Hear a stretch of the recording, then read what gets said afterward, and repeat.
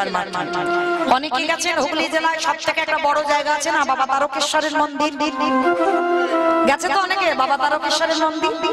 তো এই হুগলি জেলাতে শুধু বাবা তারকেশ্বরের মন্দির নয়, বহু বহু তীর্থ আছে, আমরা অনেকে জানি না। যদি বলো বাবা আমাদের এই কীর্তন জগতে থেকে বহু বহু তীর্থ দর্শন হয়। তো এই হুগলি জেলার মাটিতে একটা শ্রীপাঠ আছে বাবা, যেটা হচ্ছে ওই অভিরাম ঠাকুরের শ্রীপাঠ। এই যে অভিরাম ঠাকুর কে জানো? দ্বাপর যুগে শ্রীরাম সখা। যেদিন ভগবান কৃষ্ণ ব্রহ্মমোহন লীলা করেছিল, মানে সেই যে ব্রহ্মা মানে গরু বাছুর চুরি করেছিল, রাখালদের চুরি করে গুহতে লুকিয়ে রেখেছিল, আর ভগবান চালাকি করে কি করেছিল? এইটা ব্রহ্মা কেন করেছিল? কৃষ্ণ যে ভগবান চিনবে বলে, যে কৃষ্ণ যদি ভগবান হয়, ব্রজ রাখালদের কাঁধে চড়াচ্ছে এটা মেনে নেওয়া যায়, গরু বাছুর চড়াচ্ছে এটা মেনে নেওয়া যায়, কিন্তু কৃষ্ণ যদি ভগবান হবে তাহলে ওই রাখালদের মুখের এঁটো কেড়ে নিয়ে কৃষ্ণ কি করে খায়? মানে ভগবান চিনবে বলে ব্রহ্মা পর্যন্ত বাবা চিন্তায় পড়ে গেল, আর তার জন্য ব্রজ রাখালদের চুরি করে রেখেছিল। আর সেই সুযোগে ভগবান মনে মনে চিন্তা করলেন, এই তো সুযোগ, এই সুযোগে আমি প্রত্যেক মায়ের কাছে আমি নিজেই সন্তান হয়ে যাব। কেন? যেদিন কৃষ্ণ যশোদার কোলে নন্দ উৎসব হচ্ছিল, মানে জন্মদিন পালন, সেদিন বৃন্দাবনের প্রত্যেকটা মা কেঁদেছিল, যদি আমরা কোনোদিন গোপালের মা হতাম তাহলে আমরাও তো একটা দিন আমার গোপালকে কোলে করে আদর করতে পারতাম। ভক্ত বাৎসল্য ভগবান সেদিন বলেছিল তথাস্তু তাই হবে, আমি কথা দিলাম প্রত্যেকের মনোবাসনা আমি পূর্ণ করব। তো যেদিন ব্রহ্মা গরু বাছুর রাখালদের চুরি করলো, সেই দিন ভগবানের মনে পড়ে গেল সেই প্রতিশ্রুতি দেবার। নিজে রাখাল হয়েছে, নিজে গরু হয়েছে, প্রত্যেক ব্রজমার কোলে গিয়ে আদর ভালোবাসা পেল, কাজ হয়ে গেল, ভক্তের মনোবাসনা পূর্ণ হলো, আর ভগবানের ইচ্ছাটাও পূরণ হয়ে গেল।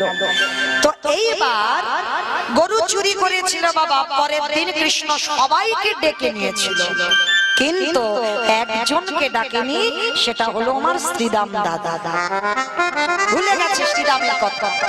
আর শ্রীরামের একটা প্রতিজ্ঞা ছিল, কৃষ্ণ তুই যতদিন না আমায় ডাকবি আমি ততদিন এই গুহা থেকে বার হব। বসে রইল অভিমান করে, আর অভিমান করে বসে থাকতে থাকতে বাবা দ্বাপর যুগ শেষ, কলি যুগ আগত। আর দেখবেন বাবা এই বৃন্দাবনে, শুধু বৃন্দাবনে নয়, প্রত্যেকটা হরিবাসে একটা নিয়ম আছে। কি নিয়ম? শুধু কীর্তনিয়ার কপালে চন্দন নয়, প্রত্যেকটা ভক্ত বসে থাকলে তাদের কপালে চন্দন দিতে হয়। কেন? এটা মহাপ্রভু শ্রীবাসাঙ্গনে যখন কীর্তন করেছিল, আমার দাদা নিতাই চাঁদকে বলেছিল, দাদা যাও তুমি প্রত্যেকটা ভক্তের কপালে চন্দন দিয়ে দেখো তো সবাই ব্রজ থেকে ফিরেছে তো। এই জন্য চন্দনটা দেওয়া, সবাইকে দেখে নিয়েছিল নিতাই চাঁদ। তো সবার কপালে চন্দন দিল, সবাই এসেছে, কিন্তু একজন আসেনি, সেটা হলো আমার দাদা নিতাই চাঁদ। হরি বল, দাদা শ্রীরাম দাদা। নিতাই চাঁদ এসে বলছে, ভাই সবাই এলো, ওই শ্রীরাম দাদাকে তো দেখতে পাচ্ছি না, সে কি সর্বনাশ! তার মানে সেই গুহতে লুকিয়েছিল, আমি শ্রীরামকে ডাকিনি বলে শ্রীরাম বার হয়নি। বলে, দাদা তুমি এক্ষুনি ব্রজে যাও, আর ব্রজে গিয়ে আমার শ্রীরাম দাদাকে নিয়ে এসো। নিতাই চাঁদ ছুটলো বৃন্দাবনে, আর বৃন্দাবনে গিয়ে দেখে না বাবা গিরি গোবর্ধনের গুহার নিচে। যারা যাবেন বৃন্দাবনে দেখবেন ওই জায়গাটার নাম হচ্ছে ধোকা গুহা। কেন? কৃষ্ণ ধোকা দিয়েছিল, ডাকেনি বলে ওই গুহাটার নাম হলো ধোকা গুহা। সামনে একটা বিশাল বড় পাথর ঢাকা দেওয়া, শ্রীরাম দাদা ভিতরে ওই কৃষ্ণ কৃষ্ণ বলে কাঁদছে। নিতাই চাঁদ শুনতে পেল, এই তো শ্রীরামের কণ্ঠস্বর। যেই না ওই পাথরটা সরিয়েছে, দেখে না বাবা খুব লম্বা চওড়া মানুষ একজন বসে বসে কাঁদছে। আমার লম্বা হবে না? সত্য যুগের মানুষ 21 হাত, দাপরের হরি বল ত্রেতার মানুষ হচ্ছে 14 হাত, দাপরের মানুষ হচ্ছে 7 হাত, আর কলির মানুষ হচ্ছে যে যার হাতে 3.5 হাত। তাহলে 7 হাত মানুষ দাপরে তার শ্রীরাম দাদা 7 হাত মানে কত লম্বা, আর নিতাই চাঁদ তো কলিকালে চলে এসেছে 3.5 হাত, মানে বেটে মানে কতটা আপ ডাউন হয়ে আছে। এইবার যেই না শ্রীরাম দাদার হাত ধরে বের করেছে বাবা বিহাপ বড় লম্বা চওড়া। তা শ্রীরাম দাদা তো চিনতে পারছে না। শ্রীরাম বলে নাই যে কে তুমি? বলে আমি তোর বলাই দাদা। ওমা বলাই দাদা, তাই এইটুকু হয়েছো কেন? তুমি তো আমার বলাই দাদা নয়, তুমি বলাই দাদা হবে কেন? তাহলে তুমি এইটুকু হয়ে গেলে কেন? বলে আরে পাগল, এটার দাপর যুগ নয়, এটা কলিযুগ। আমি কলিযুগে তো নিতাই চাঁদ হয়েছি, আজ 7 হাত নয়, এবার 3.5 হাত হয়েছি। তা তুমি যদি আমার বলাই দাদা হলে তাহলে আমার কানাই কই দেখাও। বলে আছে রে আছে, তোর কানাই হয়ে এসেছে। শোন, এসেছে ব্রজের বাবা কালো সখা দেখবি আমাদের সোনার নদিয়া। উলু ধরি মাইরা এসেছে ব্রজের বাবা কালো সখা দেখবি আমাদের সোনার নদিয়া। এসেছে ব্রজের বাবা, এসেছে ব্রজের বাবা কালো সখা দেখবি আমাদের সোনার নদিয়া। ও তারে কালো বরণ নাই, কালো বরণ নাই, ও কালো বরণ নাই, কালো বরণ নাই, রাইয়া অঙ্গ দিয়ে গৌর হলে তাই, অঙ্গ দিয়ে গৌর হলো তাই। তোরা দেখে যা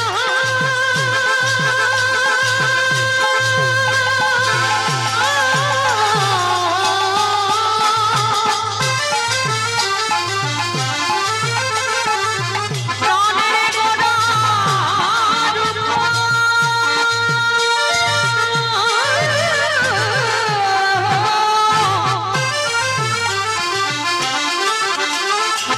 ওই নদিয়ার মাঝে কি দাবাবি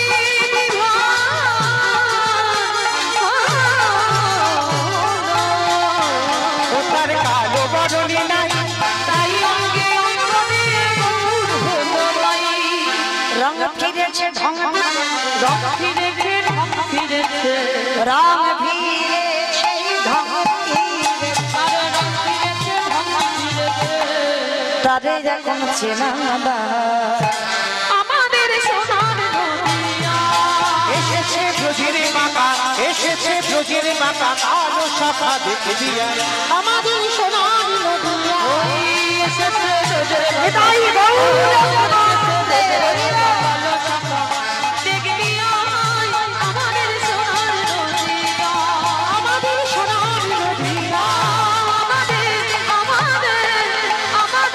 সোনার নদিয়া।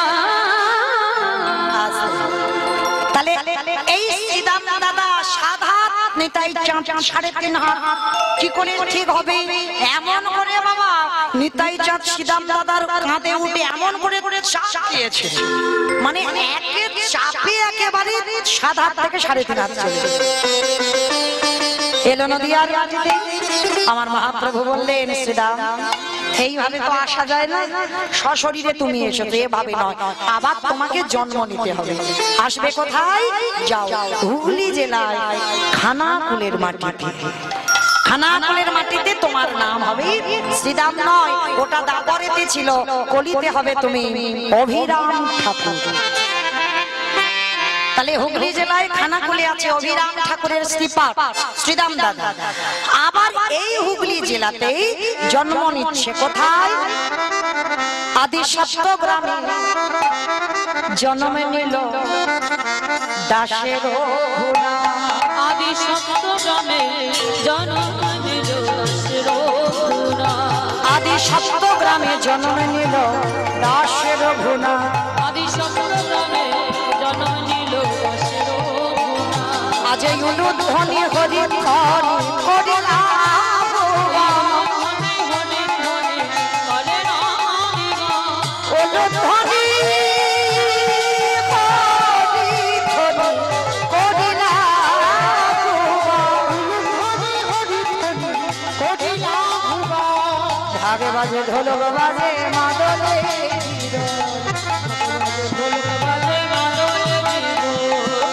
ঢাকে বাজে ঢোলকে বাজে মাদলে আজি পাড়া প্রতিবেশী গণ আনন্দিত তাই গৌর হরিব আনন্দ আরে ভাবে না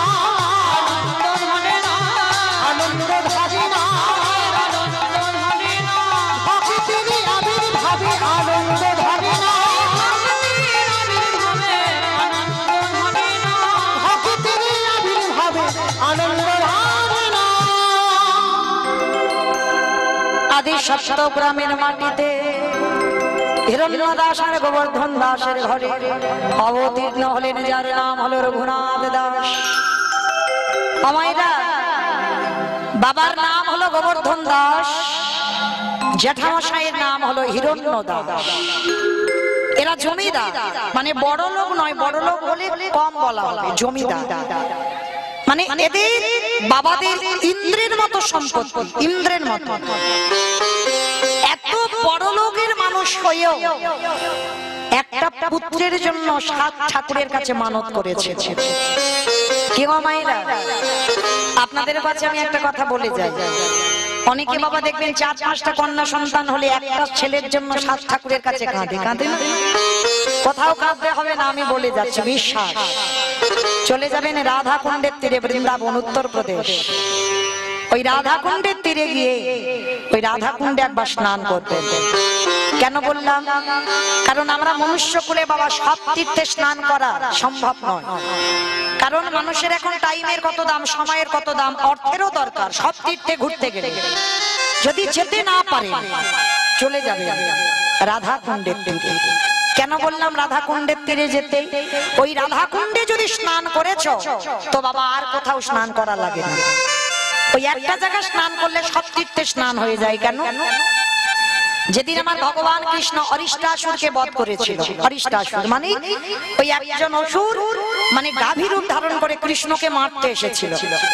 তো যখন আমার ভগবানের ওই যে ধবলি শ্যামলী কালী কমলির ভিতরে বাবা ঢুকে পড়েছিল ওই অসুর রূপী গরুটা, ভগবান চিনল কি করে যে ওটা অসুর?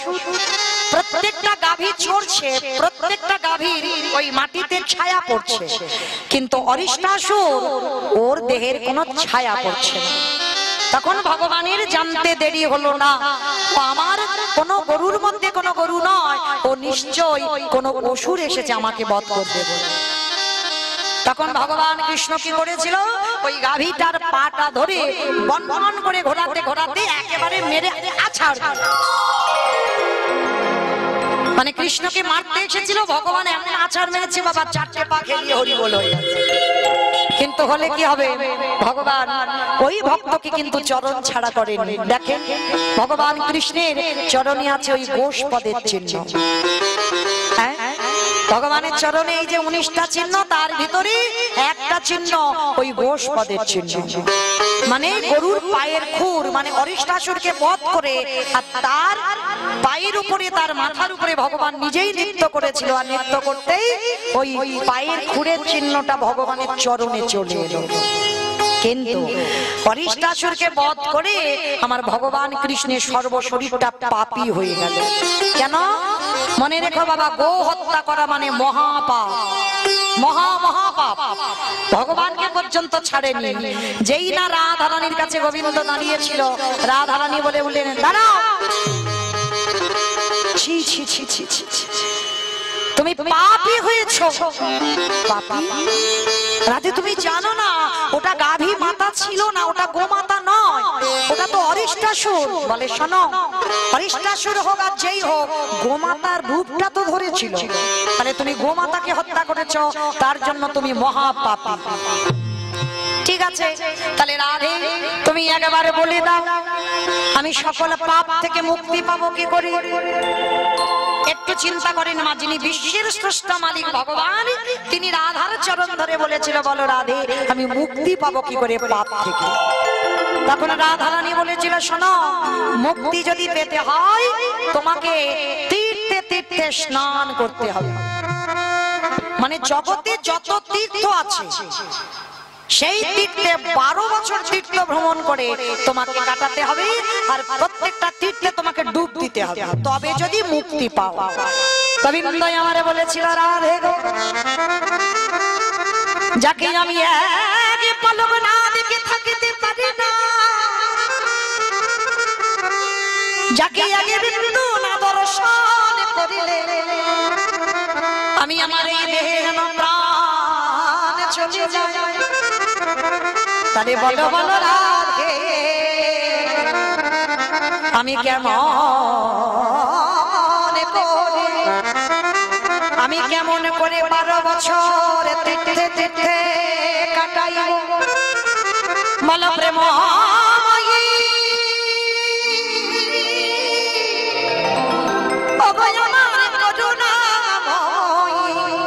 তুমি করুণা করে আমার উপায় বলে দাও।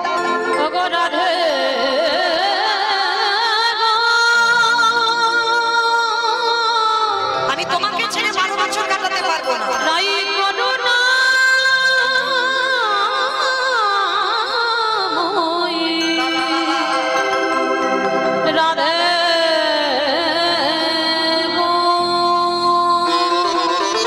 রাধে, তুমি বলে দাও তোমাকে ছেড়ে আমি 12 বছর তীর্থে কাটাতে পারবো না, যাকে আমি এক পলক না দেখে থাকতে পারি না, যার দর্শন না করলে আমার হৃদয়ে যে যন্ত্রণা আমি কাউকে বলতে পারি না, তাহলে কি করে আমি 12 বছর তীর্থে কাটাবো?